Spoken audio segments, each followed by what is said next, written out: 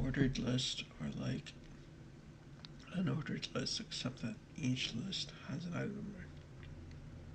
They're useful when you need to list different steps in a process or rank items for first to last. You can create the ordered list with the OL tag and then add individual list items to the list using LI tags.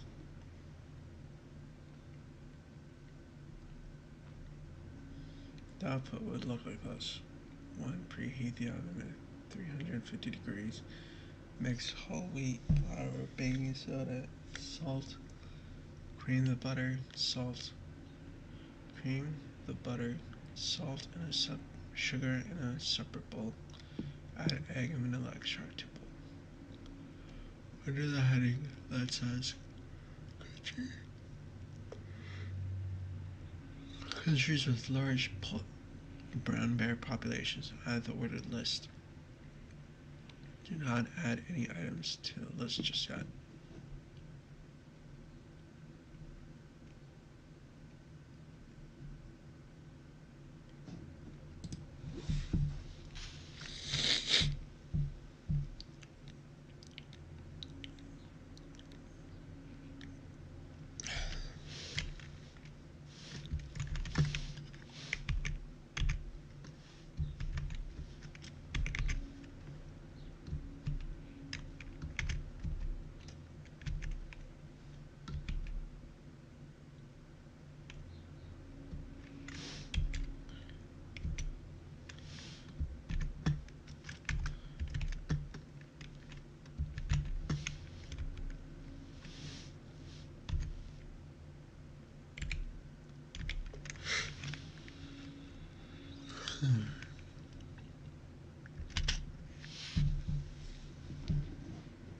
Add the following list items to the ordered list.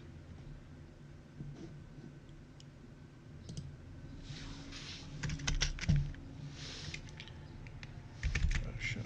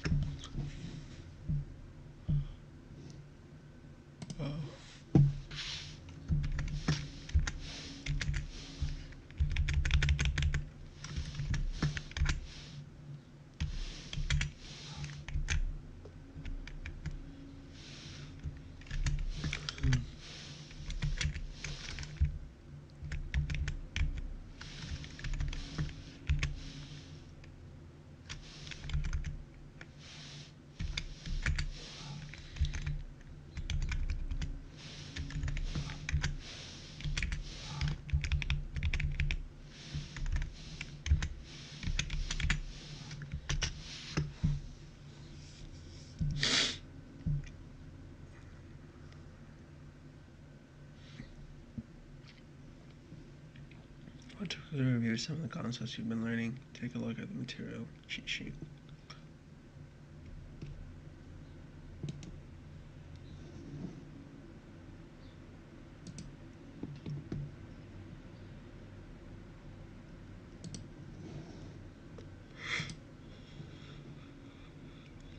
Okay.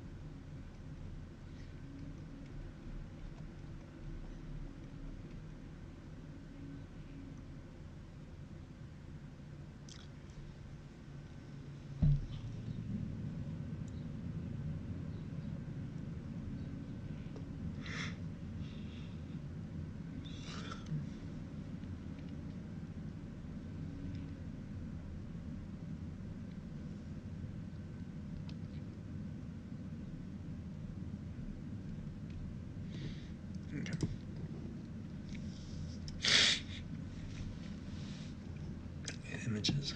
All the elements we've learned about so far, headings, paragraphs, lessons, bands, share one thing in common. They're composed entirely of text. What if you want to add content to the web page that isn't composed of text, like images? The img tag allows you to add an image to a web page. Most elements require both opening and closing tags, but the image tag is a self-closing tag. Note that the end of the image tag has a /. Self-closing tags may include or omit the final slash. Both will render properly. The image tag has a required attribute called source. The source attribute must be set to the image source or location of the image. In this case, the value of source must be the uniform resource locator URL of the image. A URL in the web is the web address or local address where a file is stored.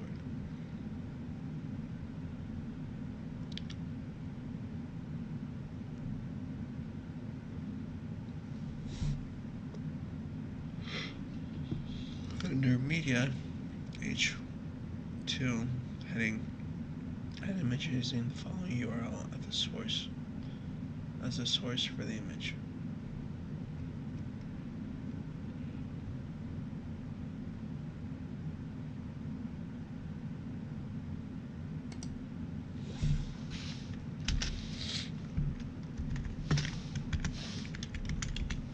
Image.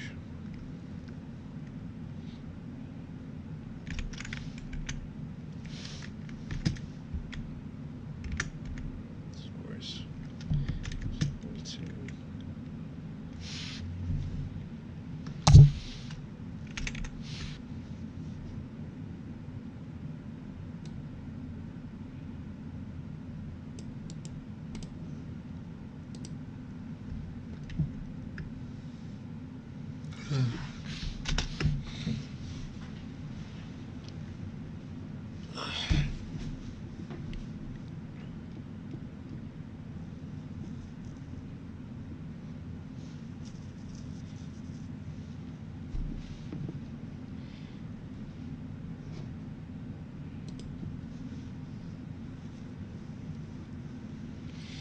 Image alternatives. Part of being an exceptional web developer is to making your site accessible to users of all backgrounds. In order to make the web more inclusive, we need to consider what happens when assistive technologies such as screen readers come across image tags. The alt attribute, which means alternative text, brings meaning to images on the site. The alt attribute can be added to an image tag just like the source attribute. The value of alt should be the description of the image. The alt attribute also serves the following purpose. If an image fails to load on a web page, a user can mouse over the area originally intended for the image and read a brief description of the image. This is made possible by the description you provide in the alt attribute. Visually impaired users often browse the web with the aid of screen reader software. When you include the alt attribute, the screen reader software can read the image description out loud to the visual impaired user. The alt attribute also plays a role in search engines optimization because search engines cannot see the image on the web page as they crawl the internet. Having descriptive alt attribute can improve the ranking of your site. If the image on the web page is not one that conveys any meaningful information to the user, visually impaired or otherwise, the alt attribute should be left empty.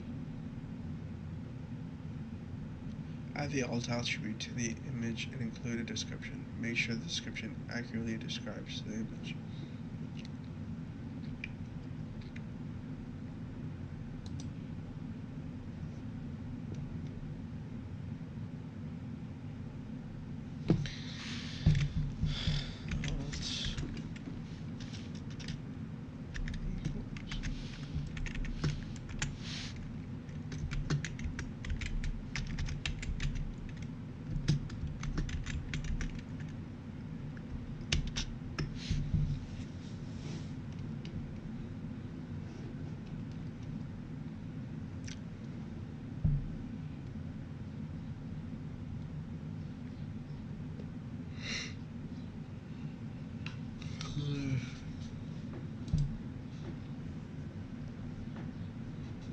Videos. In addition to images, HTML also supports displaying videos. Like the image tag, the video tag requires a source attribute that is with a link to a video source. Unlike the image tag, however, the video element requires an opening and closing tag. In this example, the video source is myvideo.mp4. The source can be a video file that is hosted alongside your web page or a URL that points to a video file hosted on another web page. After the source attribute, the width and the height attribute are used to set the size of the video display in the browser. The controls attribute instructs the browser to include basic video controls: pause, play, and skip. The text, video not supported between the appearing and closing tags will only be displayed if the browser is unable to load the video.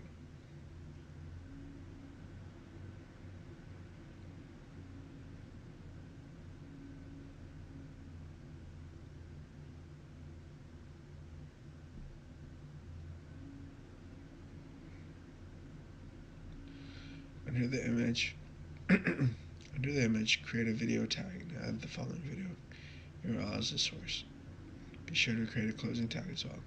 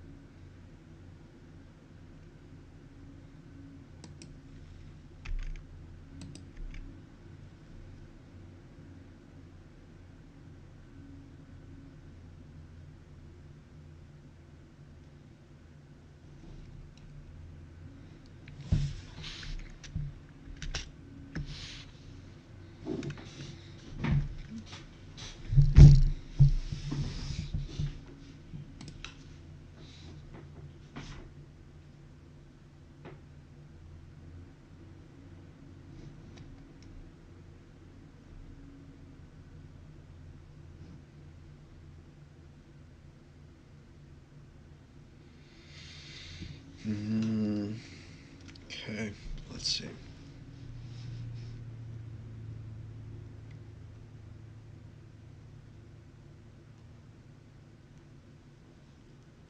Video. Oh, of course.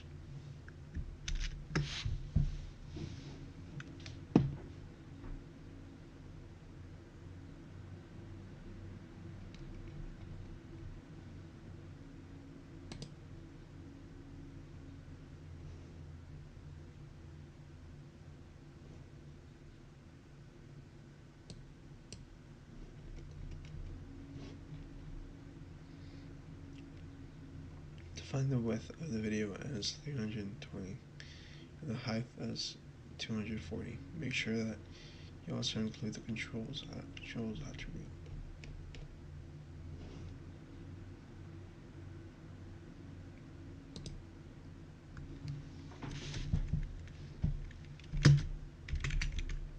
Width is equal to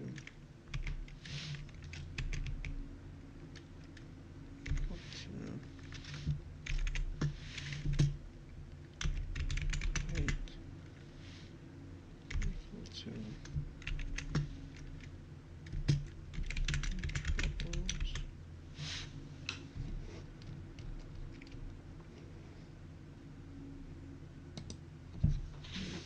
is 320. Height is 240.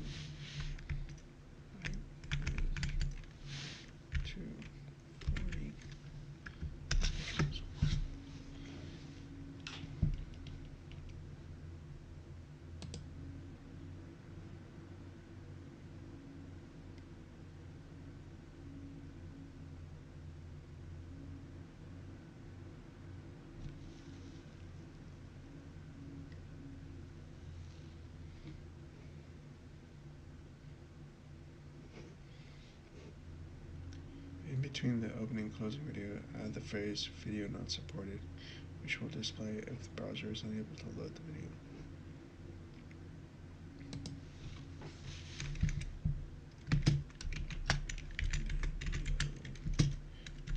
Not supported.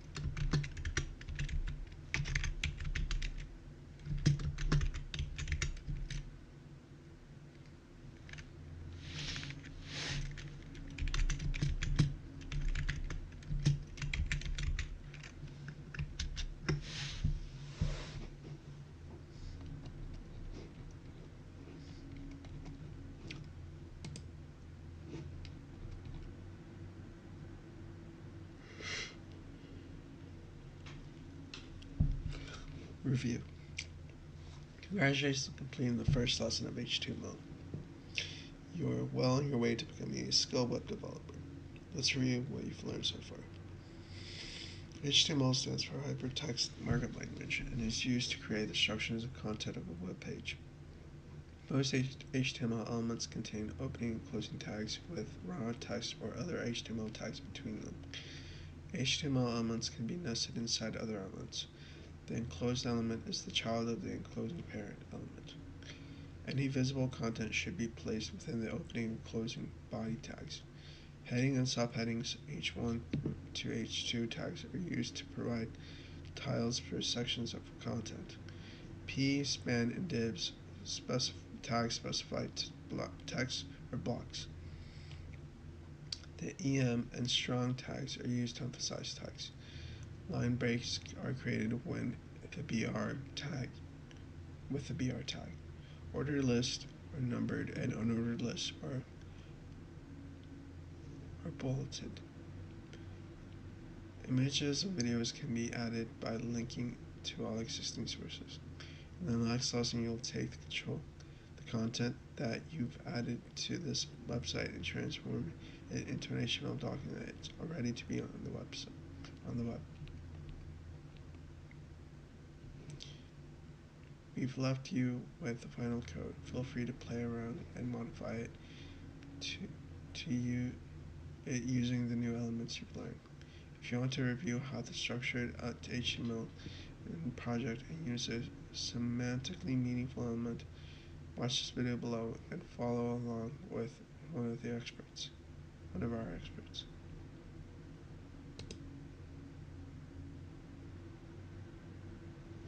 Developer and designer.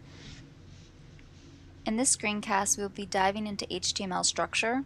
As far as concepts are concerned, most of what I discuss will be touched on within the Introduction to HTML lesson. However, there will be some new terminology used within this screencast as well. I'll be defining and elaborating on new concepts like semantics, accessibility, and heading hierarchy. The larger goal here is that by the end of this video, you will have a solid grasp of HTML and page structure. Go ahead and pause so that you can take a second to read through these learning goals. Before we move,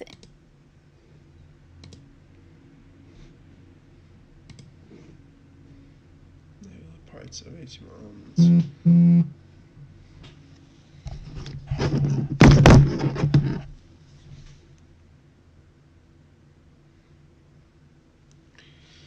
Label the parts of HTML elements. Summarize what constitutes a proper heading hierarchy.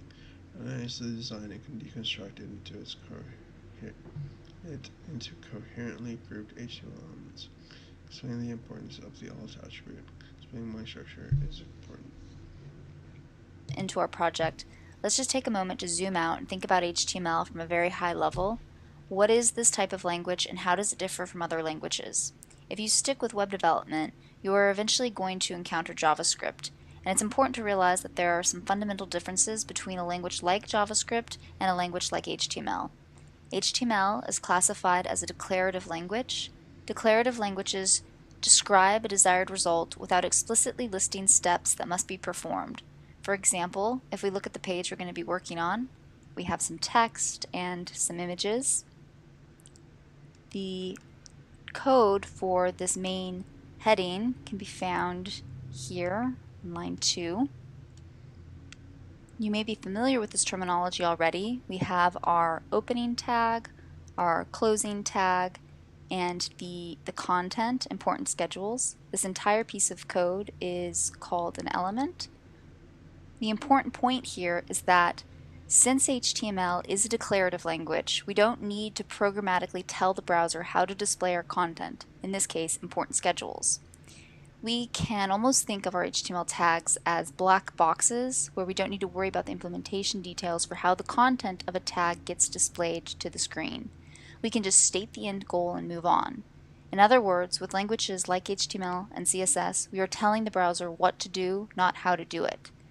So there's a lot packed in here. This is really a pretty fascinating topic, and there's a great video that Computerphile put out. And by the way, this Computerphile channel is great for those of you who are interested in computer science.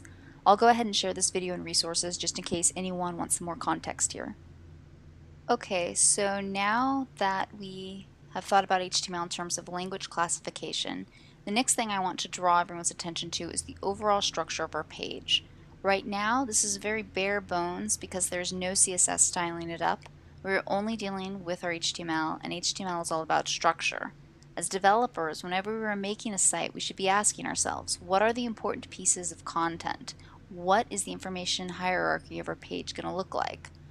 Often, a good way to start thinking about this is to focus on our heading hierarchy. So in this case, it looks like we should have an H1, an H2, an H3, another H2, another H3. When we look at our code for this page, sure enough, we have an H1, an H2, an H3, but then this is interesting. On line 5, we have an H4. So we're going from an H2 to an H4 and then back to an H3. This isn't a great habit to get into. Really, there are two problems here. The first problem deals with a concept known as accessibility. When we create an HTML document like this and publish it to the web, it's not just humans and other developers who'll be viewing our HTML code. Software like search engines and screen readers will also be trying to make sense of our document. When it comes to our headings in particular, some screen readers use these heading tags to help a user navigate through a page. When we skip headings, this can create a confusing navigational experience for them. So to improve the accessibility of our site, this type of heading skipping should be avoided. Now the second problem, which is really more of the main issue here, is that this tag doesn't adequately capture the meaning of its content. This isn't really a heading at all. This is just some textual information about Jinx. Because the tag doesn't capture the meaning of its content, we can say that this is semantically incorrect. A more semantically meaningful tag to use here would be our good old friend, the P or paragraph tag. So I'll go ahead and correct this now. Now I'm going to save it, and when I go back, I want you to pay attention to this line, Jinx is interested in food, and watch what happens when I refresh. Notice that it looks like the font size and font weight of this sentence has actually changed. You might think that this contradicts what I said before about HTML dictating the structure of a page while CSS controls the style or presentation of a page. Actually, this isn't a contradiction. Browsers like Chrome have their own CSS that they apply to certain HTML elements. That browser styling is what we are seeing here with the various font sizes and font weights, which are associated with the different headings. It looks like this line, Magic is interested in metaphysics and philosophy, is also using an H4 tag. So let me go ahead and use the more semantically correct paragraph tag here as well. And now that I have corrected our heading hierarchy, let's think about the actual nesting of our HTML. Right now I would say that we have a very flat structure. What I mean by that is that most of our elements have no container or high-level sectioning parent elements. This tree diagram can help us to visualize the structure we have right now. Each node or circle in this tree represents an element. So we see that our body element contains all of these child elements on the first level of our tree. Similarly, our UL and OL elements contain these associated LI elements. So these LIs are the children, and this UL is the parent, and both of these elements are grandchildren to the body element. This tree is only 3 levels deep, and I want to give it a bit more structure. But why do we want to introduce more complexity here? The answer is that with this increased complexity comes some advantages. For example, enhanced readability for both humans and algorithms, for both developers and software like screen readers and search engines. Another big advantage is that if you give your HTML structure some thought, it can make styling a page later on much easier.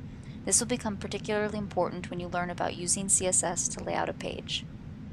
Okay, let's take another look at our page and think about which content can be grouped. So all of this content is related to Jinx, so I would probably throw it into its own container. And all of this content is related to Magic, so it would get its own container. Similarly, the scheduling information is related content with a natural heading, so I would probably create a subcontainer for that information. I'm just going to go ahead and create containers for this content now. I could use div elements for this. However, as this portion of the page has a natural heading, a section tag would probably be more appropriate here. If this H2 didn't exist, or if I needed a container solely for styling purposes, then I'd probably be more inclined to use a semantically meaningless div here. Since that is not the case, I'm going to use this more appropriate section tag. Just cut and paste this content in.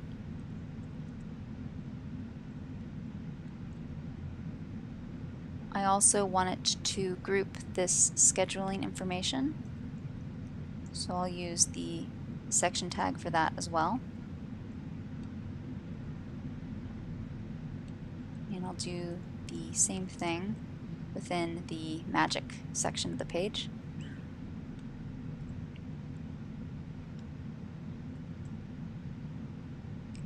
Notice how we are going from an H3 to an H2.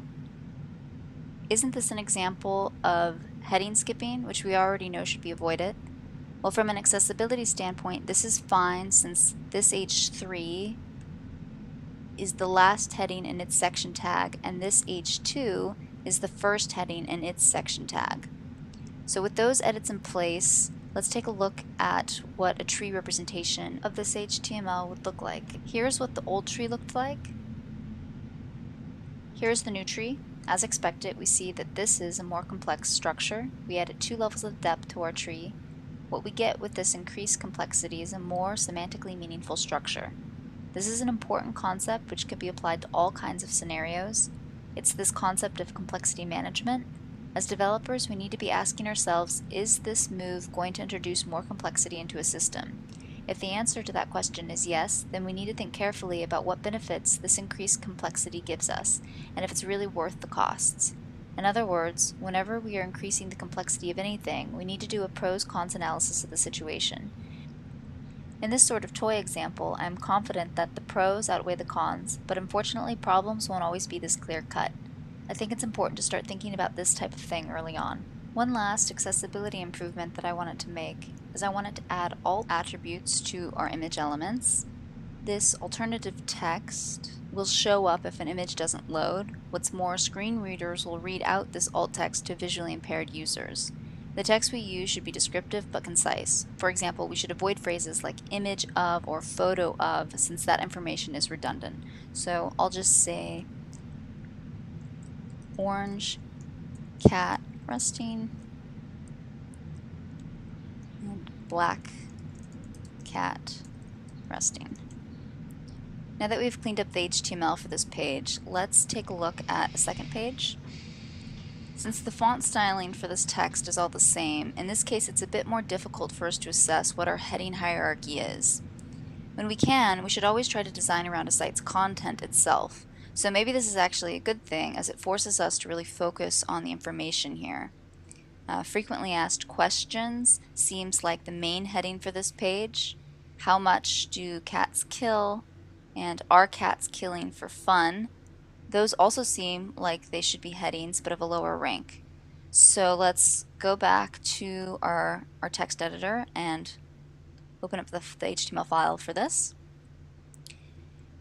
And so this is a great example of divitis, which is something we all want to avoid. Almost every element in this document uses the semantically meaningless div element.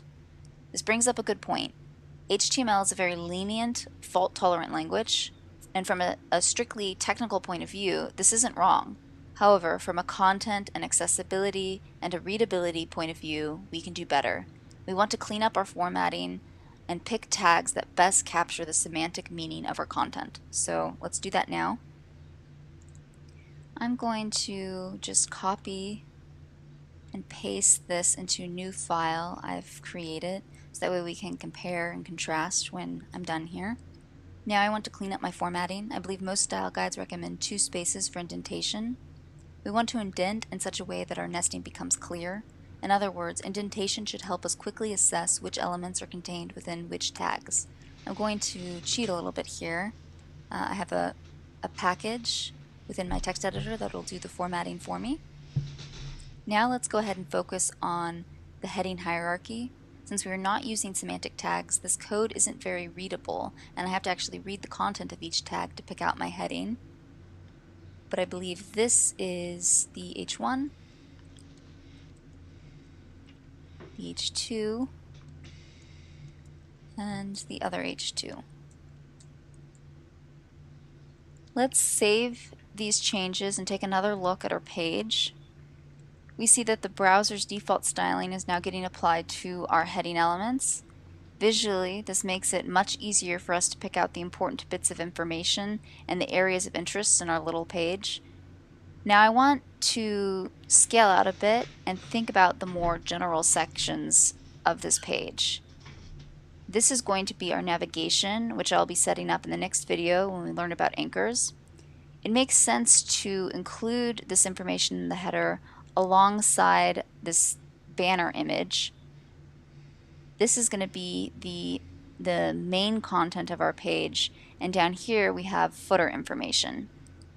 Let's go back to our text editor so that way we can use semantic tags to more coherently group this information. Luckily, we have some comments and some ID attributes to help orient us within this divitis document.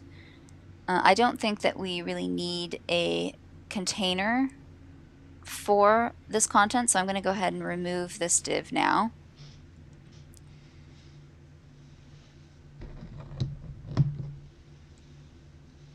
So we see that this div has the ID of header, but it's only including, this div only includes the image, and I think it makes sense for it to include the navigation as well.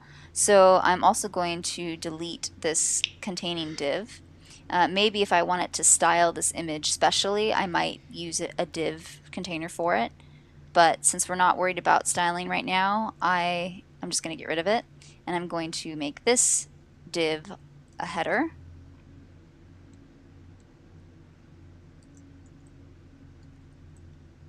Now I can delete this comment since it's no longer relevant. And we see we have a container div for navigation. There is the more semantically correct nav tag for this now. It's HTML5.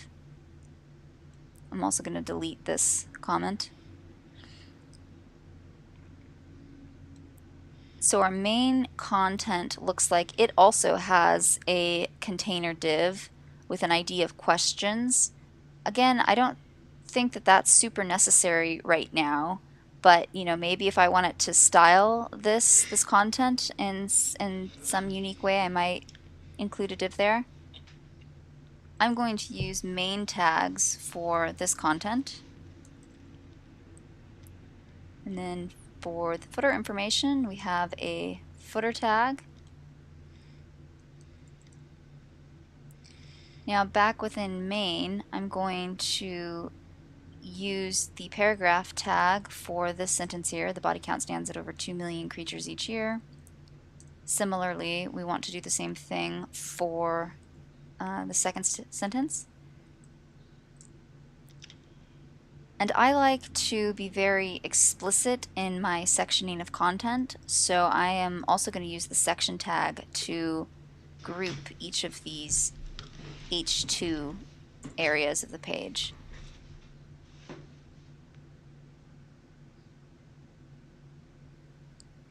Lastly, for copyright information, it makes sense to use the small tag. Now I just want to clean up my formatting a bit. I'm going to get rid of that comment and clean up the vertical spacing. And the indentation got messed up a little bit in this process, so I'm going to again use my beautify package to clean that up.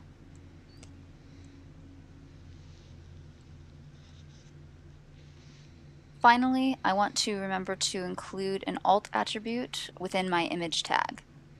Comic of a cat chasing a mouse. With those changes in place, we have created a much more coherently sectioned document. If we compare it side by side with our original document on the left here, we very readily see that it is much more concise and much more readable. We went from using divs for almost every element on the page to not using a single div at all. This is the difference between a semantically thoughtless document and a semantically meaningful one. In the past, we didn't have all of these semantic tags at our disposal. In those days, divitis was a much more prevalent issue. With the advent of HTML5, it became much easier for us to create coherent structures, so we should really be taking advantage of these newer tags.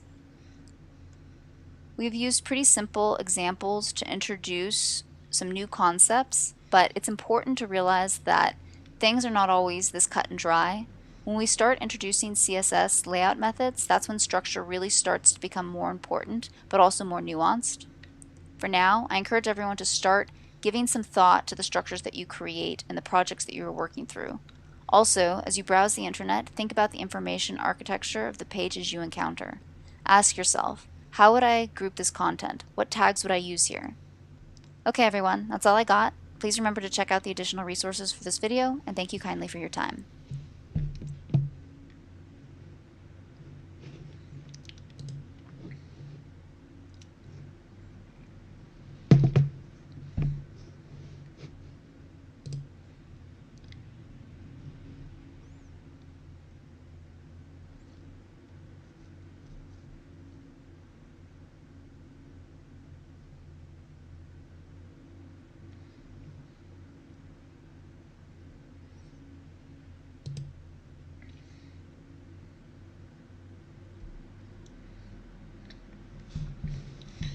Why is the code below incorrect? Video source. My video.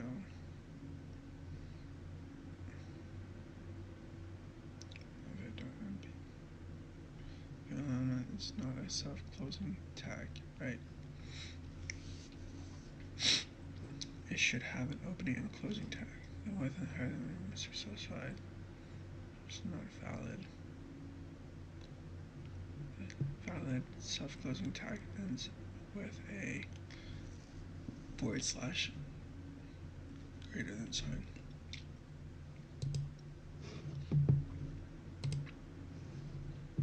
Which element is the parent of P, my paragraph P?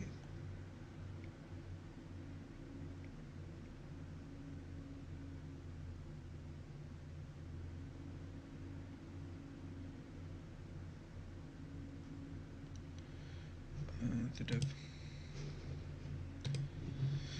The HTML code will most web browsers display in italics. What HTML code will most web browsers display in italics? EM. Which of the following is the correct syntax for a paragraph HTML element?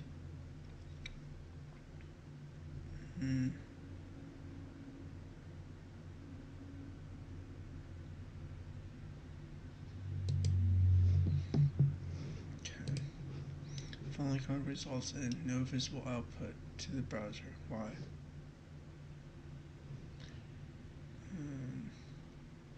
The alt tags implies old information, meaning the controls will never display. Organized list is not a valid HTML. List items must be added to the list. The alt tag must be replaced with UL. Okay. Which file elements will directly affect the vertical spacing in an HTML element? HTML layout. BR. Which of the following tags would contain the HTML for a web page visible content? Which of the following tags would contain the HTML for a web page's visible content?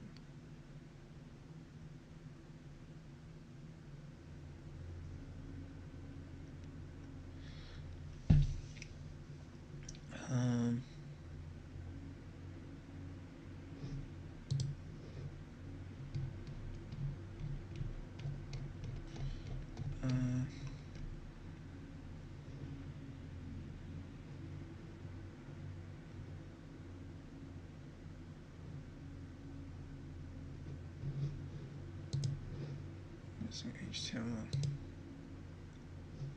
body. Okay. Which of the following tags would contain the HTML for a web page visible content? Okay, well I didn't know that one.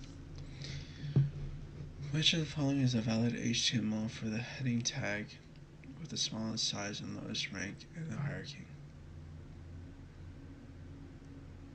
Which of the following is valid for the heading tag, smallest size and lowest ranking? 6. What is the correct definition of HTML element? HTML code that does not require opening or closing tags. The first or opening HTML tag. An HTML tag that and the content that it contains or marks up. A second or closing tags followed by. How would the output of the code below change if UL and UL were changed to OL and OL, respectively? No changes. Numbers to the output would change to bullet points. Bullet points in the output would change to numbers. Code would no longer output any visible content in the browser. The abbreviation HTML stands for which of the following? Hypertext Microscope language.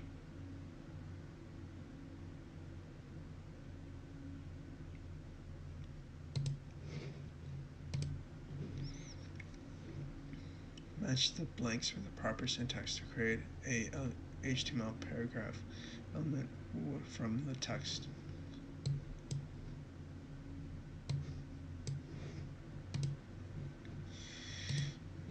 The following code is supposed to display an image but fails to do so. Why? It needs a source. The source attribute is missing and must be set equal to the image closed.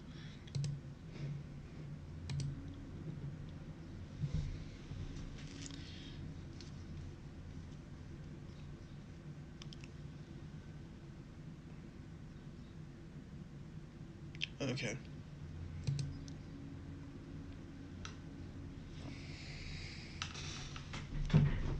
Alright.